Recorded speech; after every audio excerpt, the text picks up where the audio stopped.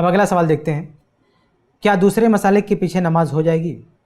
سوال یہ ہے، کیا دوسرے مسالک کے پیچھے نماز ہو جائے گی؟ اس میں شاید پوچھنا یہ چاہ رہے ہیں کہ الگ الگ مسلکوں کے نام سے جو جماعتیں پائی جاتی ہیں، جیسے حنبلی ہیں، شافعی ہیں، مالکی ہیں یا اہل حدیث ہیں وغیرہ وغیرہ، تو ان کے پیچھے نماز ہو جائے گی کہ نہیں ہو جائے گی، یا کون سے مسلک کے امام کے پیچھے نماز پڑھنا چاہیے؟ تو اس سلسلے میں ایک اصولی بات ذہن میں رکھیں کہ جب تک کوئی مسئلے پہ امام جو کھڑا ہے وہ مسلمان ہے، اس کی تکفیر نہیں کی گئی ہے، یا وہ ایسی جماعت سے تعلق نہیں رکھتا ہے جس کو کافر قرار دیا گیا ہے، تو اس کے پیچھے نماز ہو جائے گی۔ یہ ذہن میں رکھیں، کسی بھی مسلک کا امام ہو،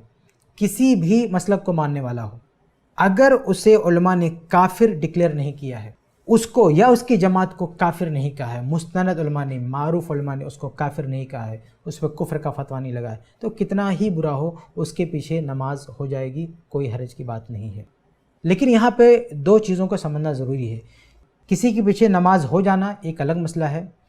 اور کس شخص کو امام بنانا چاہیے یہ ایک الگ مسئلہ ہے، یہ دونوں مسئلے الگ ہیں۔ دیکھیں، ایک آدمی کسی ایسی جگہ پھنس گیا جہاں پہ ایک ایسا آدمی مسئلے پہ قبضہ جمائے ہوئے ہے جو بہت ہی بدترین ہے، لیکن وہ کافر نہیں ہے، مسلمان ہے۔ اب اس کو وہاں پہ جماعت کے ساتھ نماز پڑھے یا اکیلے نماز پڑھے، تو ہم یہ کہیں گے اس کے پیچھے نماز ہو جائے گی، کیونکہ وہ ہے مسلمان، اس کو نماز وہاں پڑھنا چاہیے۔ لیکن ایک دوسری شکل یہ بنتی ہے کہ ایک مسجد ہے، اب مسجد کی کمیٹی ہے، اب اس کے سامنے دو تین چہرے ہیں امامت کے لیے، اب ان کو چننا ہے کہ کس کو امام سلیکٹ کریں۔ تو اب ان مسجد والوں کی ذمہ داری ہے کہ وہ صرف یہ نہ دیکھیں کہ مسلمان ہیں، کہ بھی 4-5 لوگ ہیں، پانچوں مسلمان ہیں، کسی کو بھی امام بنا دو، نہیں، بلکہ وہ اسلام کے ساتھ ساتھ ان کے کردار کو دیکھیں، ان کے عقیدے کو دیکھیں، اور بہت ساری چیزوں کو دیکھیں۔ جو امام عقیدے میں، عمل میں، کردار میں پورا اترتا ہو، سب سے بہتر ہو، علم میں، قرآن پڑھنے میں، حدیث کی جانکاری میں، یعنی کئی لحاظ سے، مجموعی لحاظ سے سب سے بہتر نظر آتا ہو، اسے امام سلیکٹ کرنا چاہیے، کیونکہ مستقل امام بنانے کا مسئلہ اسی کو امام بنانا چاہیے۔ تو یہ دو مسئلے اچھی طرح سے سمجھ لینا چاہیے۔ بہت سارے فتاوے آپ کو ملیں گے جس میں یہ کہا گیا ہے کہ فاسق فاجر کو امام نہیں بنانا چاہیے، یہ علماء نے کہا ہے۔ ان علماء کے فتاوے کو سمجھنے میں بہت سارے لوگ غلطی کرتے ہیں، بہت سارے لوگ یہ سمجھ لیتے ہیں کہ ان علماء نے یہ فتویٰ دیا ہے کہ فاسق فاجر کے پیچھے نمازی جائز نہیں ہے، جبکہ ایسا بالکل نہیں ہے۔ علماء نے یہ کہا ہے کہ فاسق فاجر کو امام نہیں بنانا چاہیے، یہ بات بالکل صحیح ہے۔ جو آدمی برا ہو، بدترین ہو، بد کردار ہو، بد اخلاق ہو، اس کو امام نہیں بنانا چاہیے، ہم بھی مانتے ہیں۔ تو امام نہ بنانا ایک الگ مسئلہ ہے، اور کوئی امام بن کے کھڑا ہو گیا ہے اور کوئی دوسرا آپشن نہیں، اس کے پیچھے نماز پڑھنا یہ ایک الگ مسئلہ ہے۔